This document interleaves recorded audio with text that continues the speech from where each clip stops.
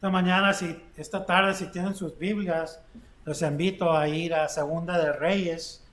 Ahí en Segunda de Reyes, en el capítulo 25. Segunda de Reyes, capítulo 25, y vamos a leer el versículo 7.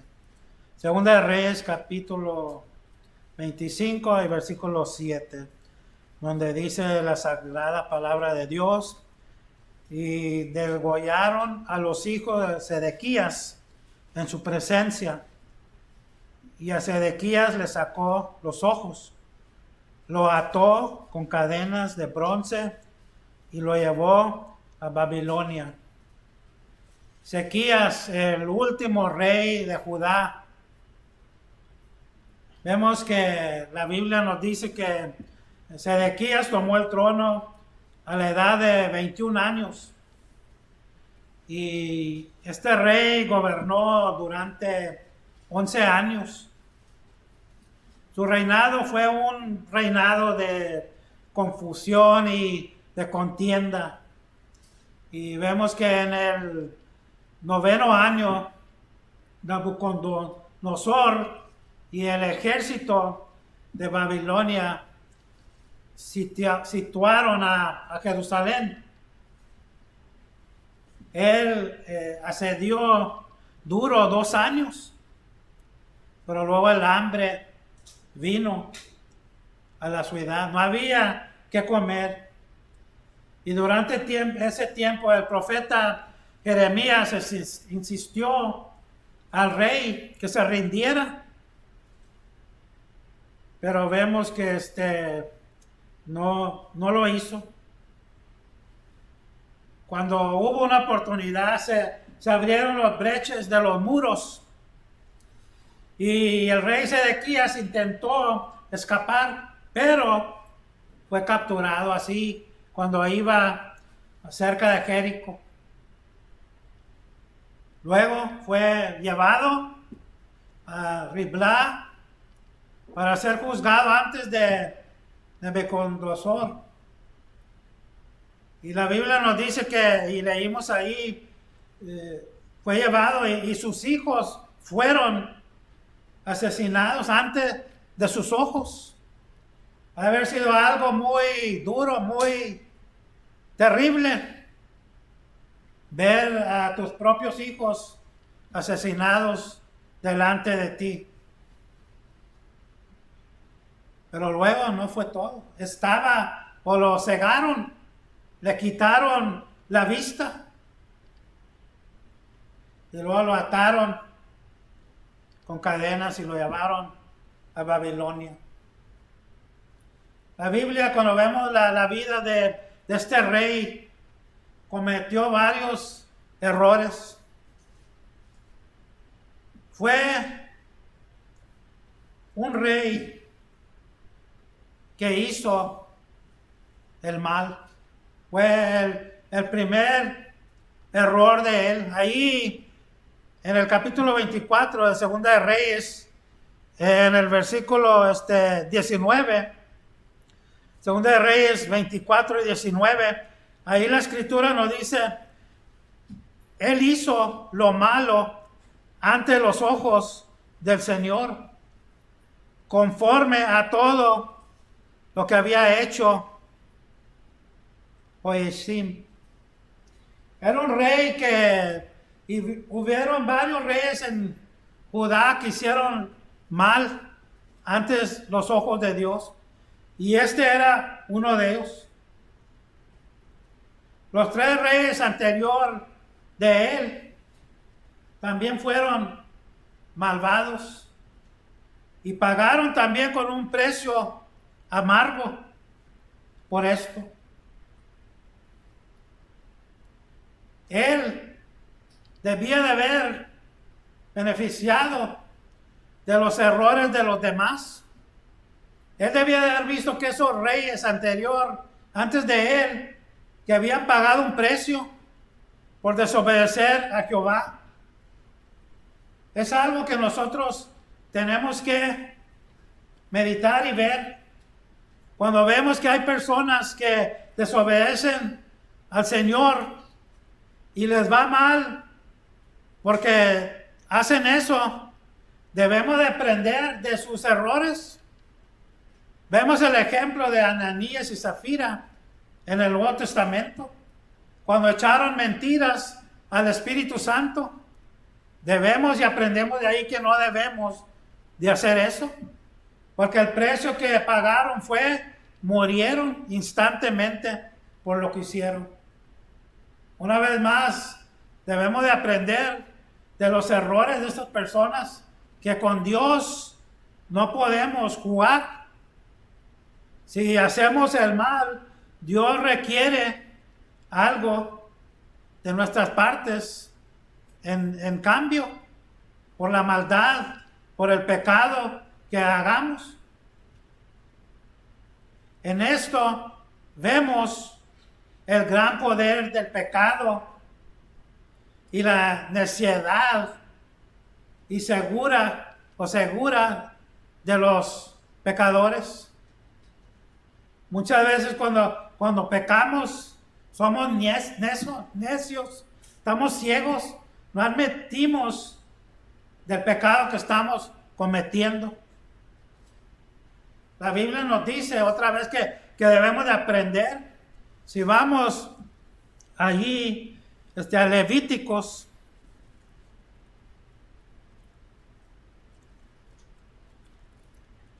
ahí en el libro de Levítico, vamos a ver en el capítulo 18.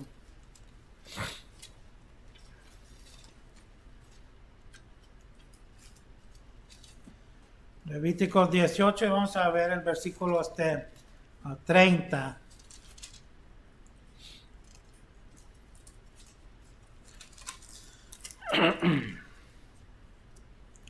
Ahí nos dice la escritura, dice: por tanto, guardáis mis ordenanzas, no practicando ninguna de las costumbres abominables que practican antes de vosotros, para que no os cometéis con ellas.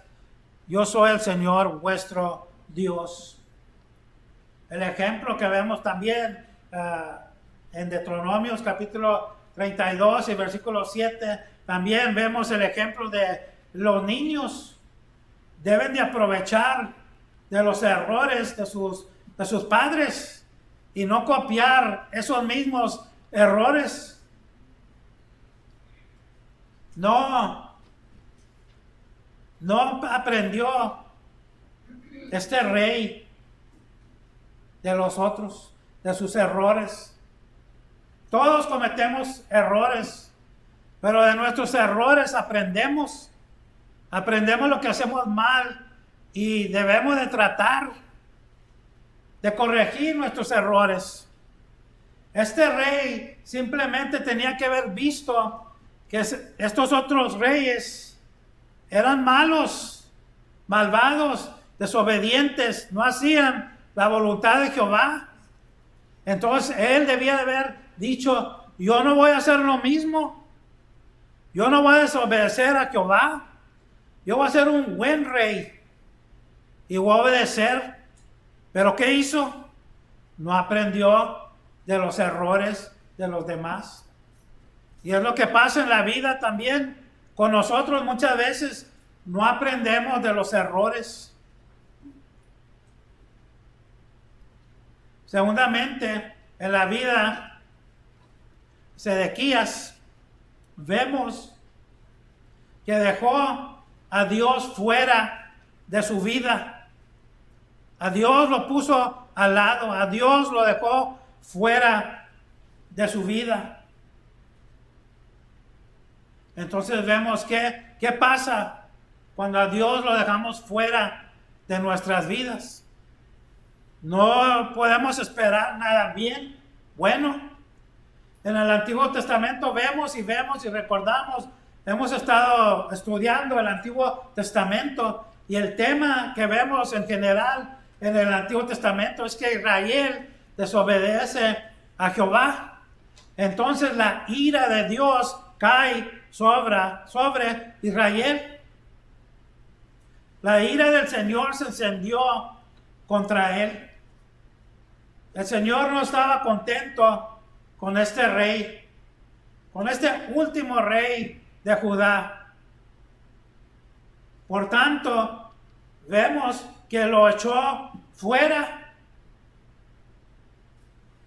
le quitó su puesto. El profeta Jeremías nos dice, yendo ahí al libro de Jeremías, en el capítulo 37, Jeremías capítulo 37,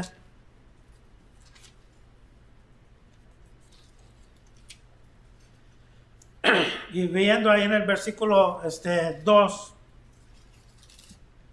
ahí el profeta Jeremías encarcelado escribe y dice, pero ni él, ni sus siervos, ni el pueblo de la tierra escucharán las palabras que el Señor había hablado por medio del profeta Jeremías. No escuchaba, no oía las palabras que Dios por medio del profeta Jeremías le daba.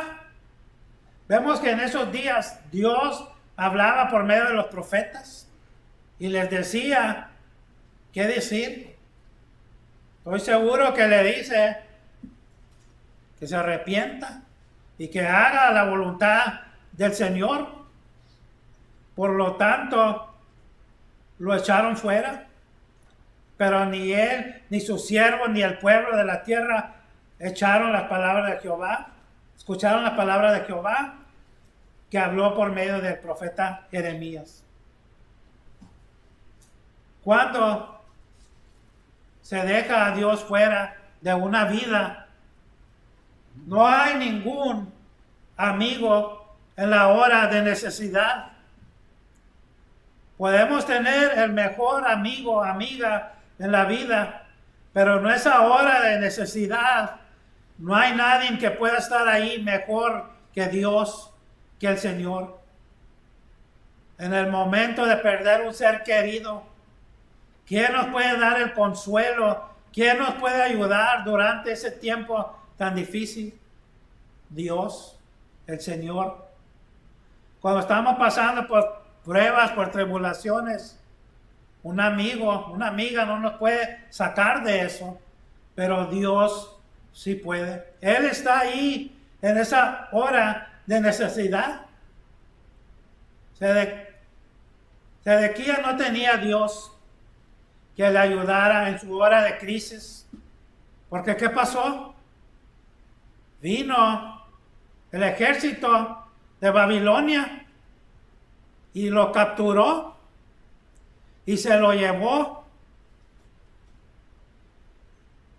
y fue testigo de que mataran a sus propios hijos enfrente de él, le quitaron la vista. Todas estas cosas le pasaron porque él dejó a Dios fuera. Si él hubiera estado con Dios, no le hubieran ocurrido estas cosas. Vemos el ejemplo de varias otras personas que Dios está con ellas. Estamos estudiando de Pablo. ¿Se recuerdan en ese momento cuando esa culebra mete la mano del apóstol y le pica y no le hace nada? ¿Por qué? Porque Dios estaba con él. Dios lo estaba cuidando. Él estaba con Dios y Dios con él. Pero este hombre, este rey, dejó a Dios fuera de su vida. Cuando vino la crisis, no había quien le ayudara. No había ninguna persona que le ayudara. Estudiamos en el Antiguo Testamento al siervo Abraham.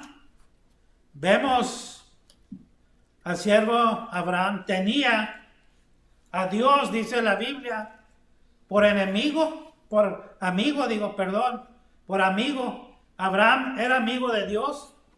Él podía acudir en esa hora de necesidad a Dios. Él podía ir a Dios y pedirle que le ayudara. ¿A quién podemos nosotros ir en esa hora de necesidad? en esa crisis que estamos pasando en nuestras vidas. A Dios, al Señor. Como cristianos tenemos esa vía de la oración, de ir al Padre Celestial por medio de su Hijo y pedirle esa ayuda, que nos ayude, que nos fortalezca, que nos guíe en hacer su voluntad, así como nuestro propio Señor Jesucristo lo hizo y nos ha dado por ejemplo.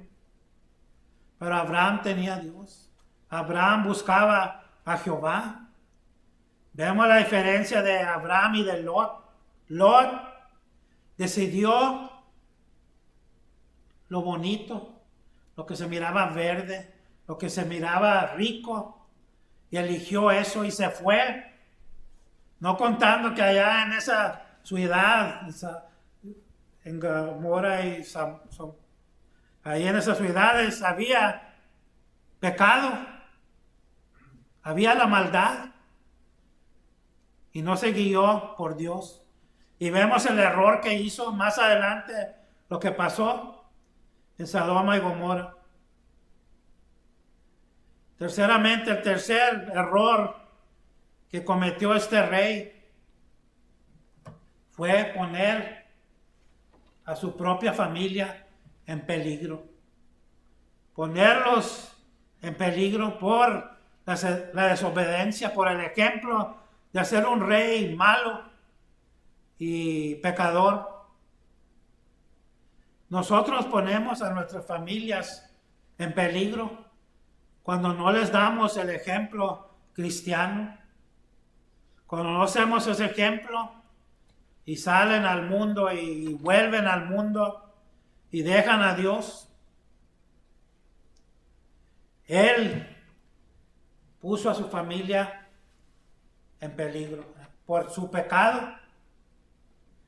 Él debía haber pensado en su conducta, que significaría para sus hijos. Si sus hijos miraban que él era un rey malo, que era un rey que desobedecía a Dios, que no escuchaba al profeta Jeremías, que era de Dios, ¿qué iban a hacer sus hijos? La misma cosa, desobedecer a Dios, seguir en el pecado. Y no lo hizo, no los disciplinó, no les dio buen ejemplo. Y el resultado fueron que ellos sufrieron la muerte, murieron porque se los llevaron y en Babilonia los mataron. Vemos que la vida de Sedequías era la miseria, porque sin embargo ser un rey, no tener a Dios en su vida, era una vida de miseria, porque vemos que no hay ningún punto brilloso en su vida, que hayamos dicho, pues aquí hay algo que leemos que era bonito o brillaba en su vida. Tenía un gobierno, una nación que fue derrotada.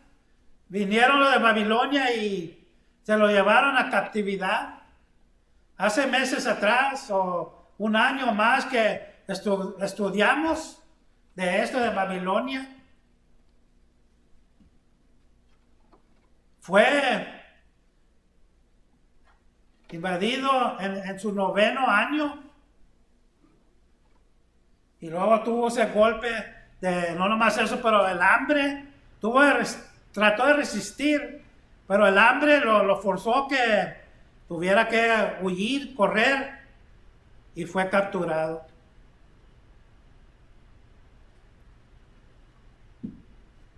Esa derrota lo destruyó. Dios lo destruyó por su desobediencia, por no obedecer, por no ser obediente a Dios.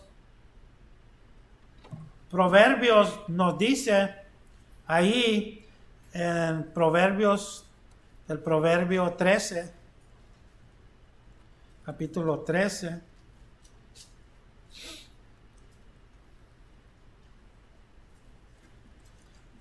Y en el versículo 15, 13, 15,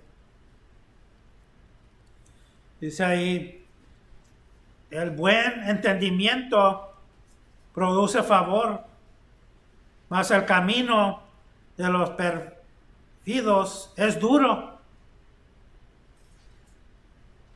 Es duro el que sigue el camino de transgresión, que desobedece a Dios. Es duro porque al final Dios va a pedir cuentas. Cuando nosotros quebramos, desobedecemos a Dios, pecamos. El apóstol Pablo nos dice que el pago del pecado es muerte. Y no nomás muerte física, pero muerte espiritual.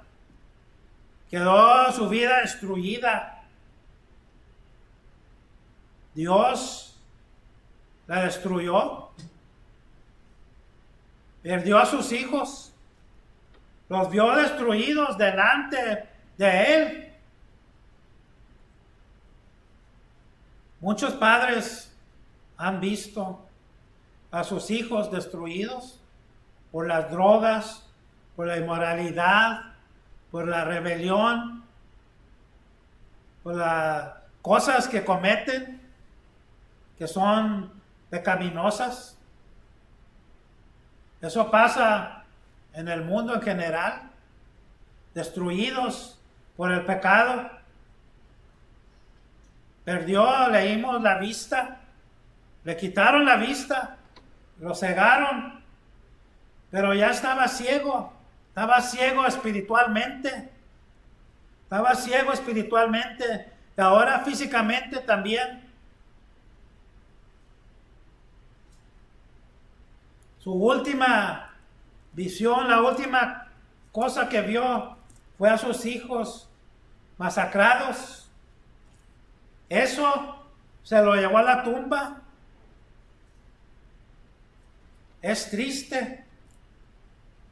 El apóstol Pablo nos escribe ahí en 2 Corintios, en el capítulo 4. 2 Corintios, capítulo 4. Y en el versículo 4. Ahí Pablo, inspirado por el Espíritu Santo, escribe, en los cuales el Dios de este mundo ha cegado el entendimiento de los incrédulos para que no vean el resplandor del evangelio de la gloria de Cristo, que es la imagen de Dios. Es triste ser ciego. Una persona que es ciega físicamente es triste. Los vemos que no miran para dónde van y van con su bastón buscando para no trompezarse, para no caerse. Están en peligro de que alguien los asalte, de que un carro los atropelle. Es triste no poder ver lo que está pasando alrededor. Pero es mucho más peor, es más triste ser ciego espiritualmente, como dice aquí el apóstol. Estar ciego espiritualmente. Estaba él ciego. Dejó a Dios al lado. No buscaba las cosas espirituales. No buscaba agradar a Dios por su obediencia, por obediencia. Perdió su alma. Leemos acerca del arrepentimiento. Sin fe, no invocar a Dios en oración, sin lágrimas, sin lamento. No era como Ezequías, quien en su día de angustia invocó a Dios. No era así este rey. No invocaba a Dios, no se humillaba, no pedía que Dios le ayudara. corrió pensando que él propio se podía escapar. Pero no podemos escaparnos de Dios. Si él desobedeció a Dios, no se iba a escapar. Nadie nos podemos escapar. Un hombre puede perder fortuna, prestigio, amigos, salud. Pero si tiene a Dios, puede sobrevivir. Otra vez el apóstol Pablo es ejemplo de eso. Pero si pierde su alma, lo ha perdido todo. Es una pérdida eterna. Todas esas otras cosas se pueden volver a hacer.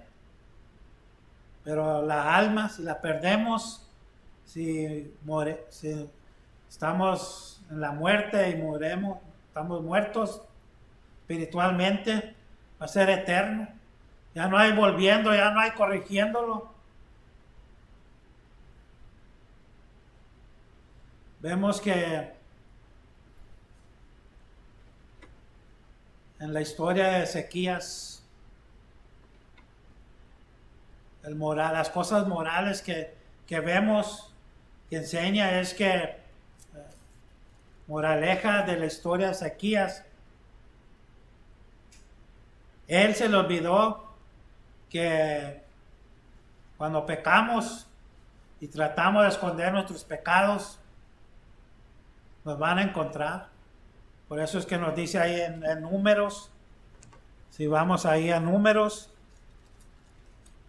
en el capítulo 32, Números capítulo 32, y vamos a ver el versículo 23. Dice ahí, pero si no lo hacéis así, mirar, habréis pecado ante el Señor y tener por seguro que vuestro pecado os alcanzará. No podemos escondernos de Dios. Él se da cuenta, descubre nuestros pecados. Aquellos que juegan con el pecado deben de pagar el precio del pecado, como dice el apóstol Pablo. Los que siembran el pecado deben cosechar la amarga cosecha, como le pasó a Ezequías. Como he dicho, como dice la escritura, más bien la paga del pecado es muerte. Romanos capítulo 6 y versículo 23, donde nos escribe el apóstol Pablo. Si algo aprendemos en esta tarde de Ezequías, es que no podemos escondernos ni huir de Dios, porque Él conoce nuestros corazones. Ahí, si vamos a Amos, en el capítulo 9, ahí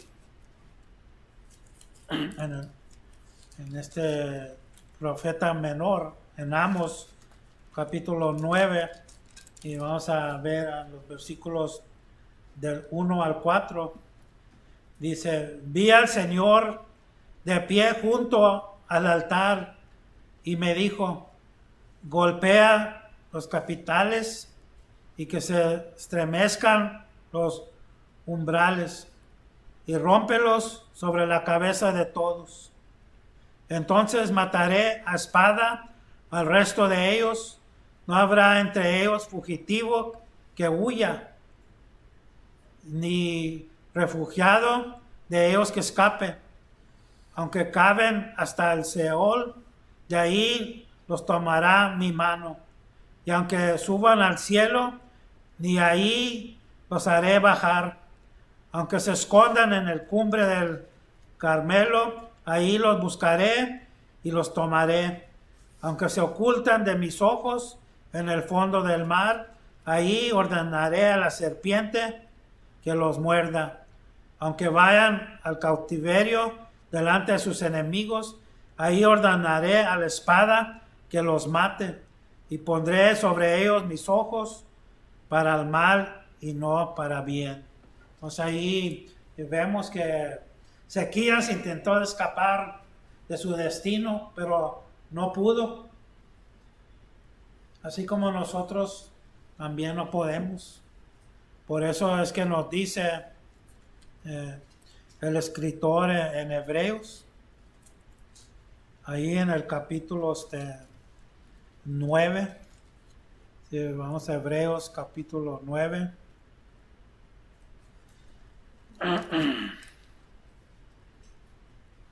En el versículo 27. Y así como está escrito que los hombres mueran una sola vez, y después de esto, el juicio. No podemos escapar del juicio.